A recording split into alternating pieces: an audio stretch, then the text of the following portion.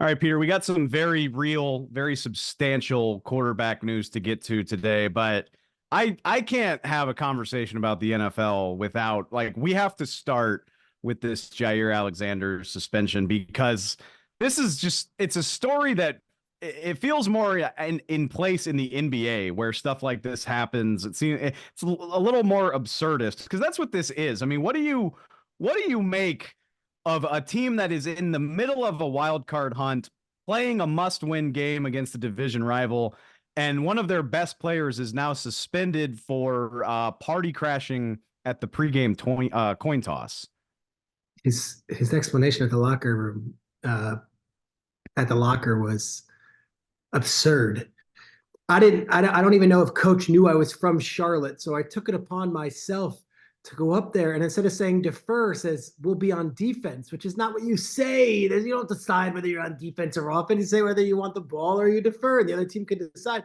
He wasn't supposed to be on. It is subordination at its ultimate, and it's so selfish that he says, I don't think coach realized I was from Charlotte. The game was in Charlotte. I should go out there. It's all met with a laugh because they won, but you can't let that slide. So now LaFleur, who's not known as a disciplinarian, is not known as a red ass, not known as one of those kinds of coaches, suspended him in arguably their biggest game of the season, which is against Minnesota on Sunday night, which everyone's going to be watching on New Year's Eve. It's the weirdest year of NFL football if you think about all the backup quarterbacks that we've talked about and all the crazy penalties that have been called. And in the first half of the season, all the fines that were being applied that now have kind of just tapered off. And then you add this wrinkle in, and it's just another wild story in an 18-week season that Jaire Alexander, arguably the best corner in football, is not going to be playing in arguably the biggest game of the season for his team because he took it upon himself to make it a hometown kid done good / gonna go crash the coin toss. Bizarre story. It is so good. You're right that he's like, yeah, I don't think coach realized this is my moment. This This is is where I'm me. from. Okay, but having said that, are you surprised? Because I'm a little surprised. Yeah. We see this at all levels of football. If you can ball, you get away with stuff. And to knowing that Justin Jefferson is on the other sideline Mm. and knowing what Jaire did against him last year Grittying all in the, over him last year.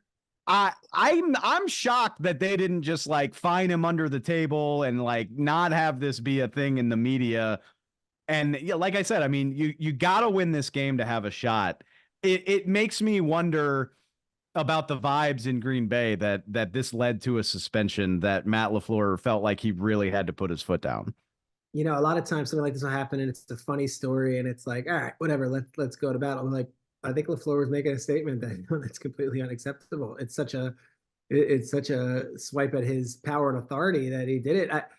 I almost commend the coach for it. Let's see if it comes back to haunt them. But if they don't make the playoffs this year, it's not because Jaire Alexander didn't play in this game. It's because they lost a game to the Giants on Monday Night Football. It's because they lost, multiple games that they should have won earlier in the season when Jordan Love was dealing. But big decision, and you're right. In a lot of ways, this is one of those you roll your eyes, you either find the guy, you slap him on the wrist, you have him run a couple more sprints in practice, and everyone laughs about it. But not in this case. I hear you. Yeah, I mean it's fascinating that LaFleur took that step, knowing what was on the line, and thank you to Jaire Alexander for years from now. I'm gonna remember this and be like, man, this is the weirdest thing that's happened since the Strange Jaire content. Alexander's. Strange content.